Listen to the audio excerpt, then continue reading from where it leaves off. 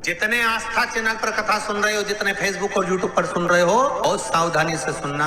अमावस्या के दिन प्रदोष काल में, प्रदोष के समय पर, प्रदोष काल में शाम के समय पर जाकर किसी भी नदी, तालाब, बावड़ी, कुआं, कहीं ना कहीं जो आपके पास में हो, वहां पर एक घी का दिया, बत्ती का मुंह दक्षिण की ओर कर कर अवश्य जला कर जाना। सारे पितृदोष समाप्त हो जाएगा, सारा पितृदोष समाप्त। अमावस्या के दिन किसी भी जलाशय के पास में, नदी, तालाब, बावड़ी, कुआं, जो आपके शहर में, आपके गांव में, आपके नगर में हो, वहां जाकर लगा।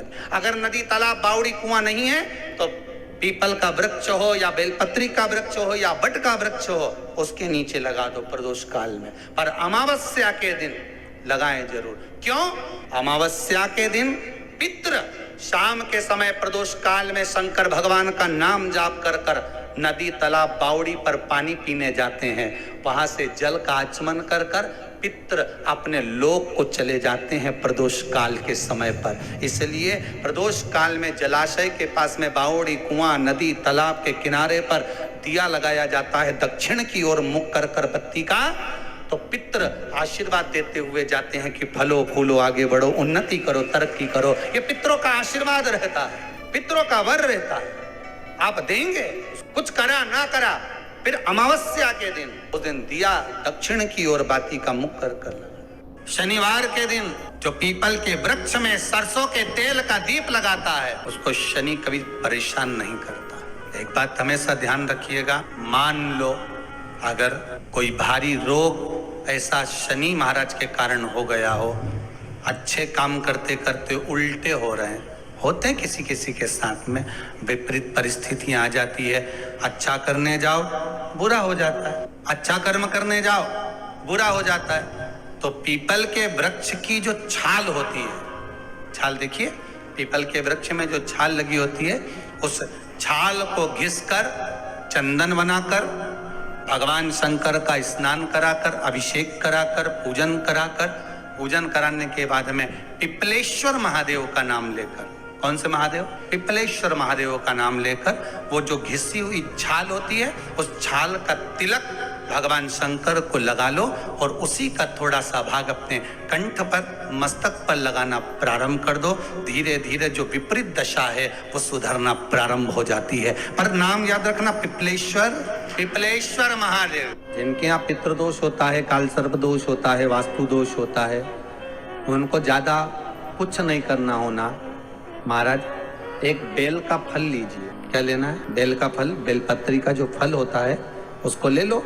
उसके अंदर का जो गुर्दा होता है, अंदर का जो भाग होता है, उसको निकाल लीजिए और उस बेल के फल में आटा सेक कर उसमें शक्कर मिलाकर उसको उसके अंदर भर लीजिए। अमावस्या के दिन सुबह 10 बजे से पहले उस बेल फल में, जिसमें तुमने पंजेरी भरी है, आटा सेक कर भरा है शक्कर के साथ में, उसको अपने घर में घुमाने के बाद में, जिसको काल सर्प दोष बताया है, पितृदोष बताया है या वास्तु दोष का स्मरण बताया है, घर में सब दूर घुमाकर अपने परिवार का हाथ का स्पर्श कराकर पीपल के पेड़ के नीचे तक खड्डा खोदकर उस बेलपत्र के उस फल को दाब दीजिए, उस फल को उसमें दबा दीजिए। महाराज केवल एक अमावस्या करना रहता है, पितरों के दोष से मुक्ति मिलती है और हमारे घर के कार्य सफल होना प्रारंभ हो जाते हैं। कार्य की सफलता होती है, कार्य में सफलता प्राप्त होने लगती। हम तो कई बार कहते हैं महाराज जी, अगर ऐसा लगे किसी औषधि को आप ले रहे हैं, मालूम पड़े कि औषधि आपको लग नहीं रही है, शिव महापुराण की कथा करेंगे, मान लो औषधि आपको नहीं लग रही, आपने औषधि बहुत दिनों से ले रहे हो, कोई दवाई, मान लो आप किसी भी दवाई को ग्रहण कर रहे हैं और वो औषधि लगी नहीं रही है, वो शरीर को लगी नहीं पा रही और आप ठीक ही नहीं हो पा रहे, 15 दिन हो गए, 8 दिन हो गए, बताओ, उतना की उतना ही कैटरीना है, उतना ही उतना अपना भरा हुआ, वही की वही लीवर, वही की वही किडनी, वही की वही स्मरण, सभी कुछ वही है। बीपी भी ऊंचा नीचा चल रहा है पर लेवल में नहीं आ रहा, शुगर भी लेवल में नहीं आ रही। तो प्रयास करा करो महाराज, बेलपत्री के फल का जो गुर्दा है, अंदर का जो भाग है फल का, उसको पानी में गला लीजिए, उसको पानी में गलाइए, आधा घंटा पानी में, जैसे आपको सुबह मंदिर जाना है 10 बजे, तो सुबह स्नान कर कर कम से कम 6:30-7 बजे उसको पानी में गला दीजिए और उस बेले के फल का गुर्दा सा गला हुआ पानी शिव जी को ले जाकर समर्पित कर दीजिए। महाराज उस पानी में से थोड़ा सा 1 चम्मच पानी शिव जी पे चढ़ा हुआ लेकर आ जाइए।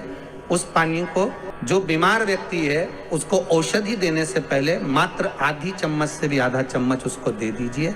भगवान शंकर का श्री शिवाय नमस्तुभ्यम का जाप कर कर उस पानी को देने के बाद अगर आप औषधि देंगे तो ये पक्का है कि औषधि अपना कार्य करना प्रारंभ कर देगी और वो स्वस्थ होना प्रारंभ हो जाएगा। जिस व्यक्ति का ट्रांसफर नहीं होता हो या किसी सर से नहीं बनती हो, साहब से नहीं बनती हो, कोई व्यक्ति से उसकी अच्छी पटती नहीं हो ऑफिस वर्क में और बड़ा परेशान है उसके कारण, तो शंभेश्वर महादेव का स्मरण कर कर पान के पत्ते पर शिवलिंग बनाकर उसकी पूजन कर कर उस व्यक्ति का नाम लेकर उसके ऊपर दूध चढ़ाकर अगर बहते पानी में डाल देता है तो आप रूप जहां वो जैसा चाहता है उसके अनुसार उसका कर्म हो जाता है। शंभेश्वर महादेव का इतना प्रमाण शास्त्र बना।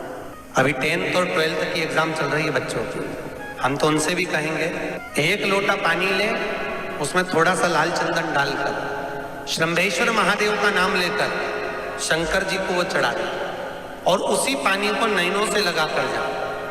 जैसे हमारे यहाँ विष्णु पुराण में तिलक की महत्वता, तिलक ये जो माथे पर तिलक लगाते हैं अलग अलग तरह का तिलक होता है, अलग अलग तरीके से इस तिलक को लगाया जाता है। जैसे अगर कोर्ट में जा रहे हैं, अदालत में जा रहे हैं और कोई केस चल रहा है, नहीं जीत रहा है, बहुत परेशान हो गए, तो दही का तिलक लगाकर चले जाओ। काय का तिलक? मात्र दही का तिलक लगाकर जाइए, आपका काम सफल हो जाएगा।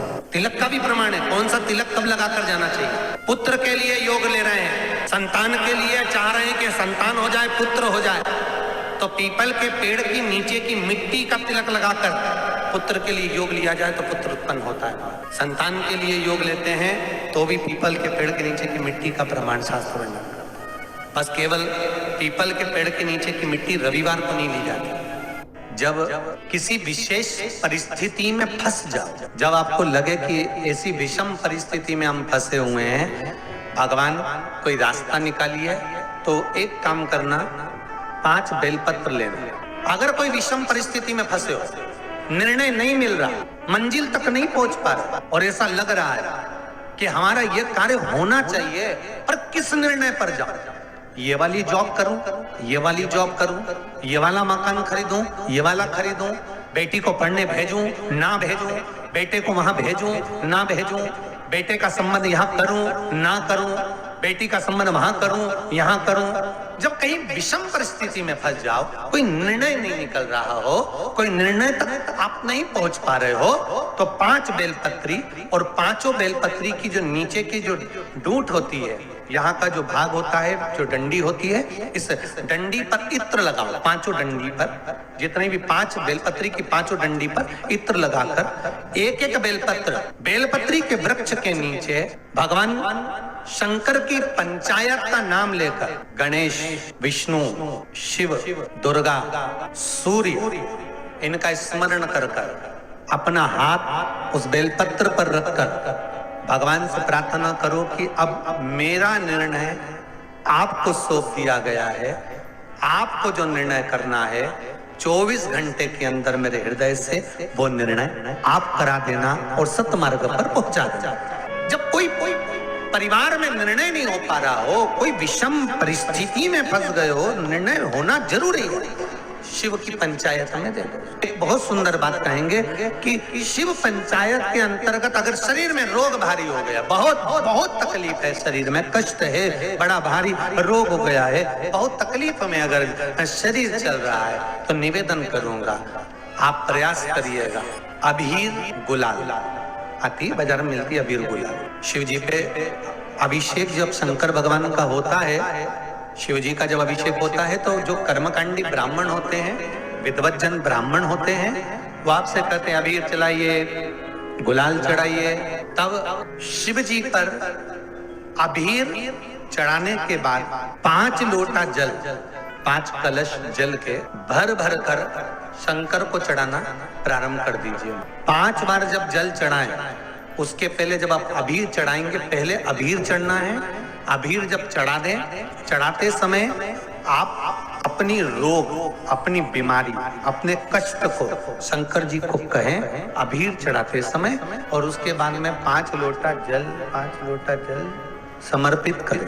5 लोटा जल शिव जी को समर्पित करें। जब भगवान शंकर को 5 लोटा जल आप समर्पित करें, ज्यादा से ज्यादा 15 दिन, 8-10 दिन, 15 दिन आप जल चढ़ाएंगे, जितना शरीर में रोग होगा, कष्ट होगा, बीमारी होगी, उसमें आराम मिलना प्रारंभ हो जाएगा। मात्र 15 दिन कर दे। पर शिव पंचायत के 5 देवों का स्मरण होना चाहिए इसमें। पहला बोलते जाओ जल्दी, गणेश जी। दूसरा भगवान विष्णु। तीसरा भगवान शंकर। चौथा माँ दुर्गा। और 5वां सूर्य नारायण। श्री शिवाय नमस्तुभ्यम। सब बोलिए एक बार जमकर, श्री शिवाय नमस्तुभ्यम। प्रैक्टिकल जरूर करना, कहीं सियोर वाला महाराज झूठ तो नहीं बोल रहा। शास्त्रों की बातें हमारे जीवन में हमें सुख प्रदान करे, इसलिए इस भाव का आनंद करते हुए आज की कथा को विराम देते हैं।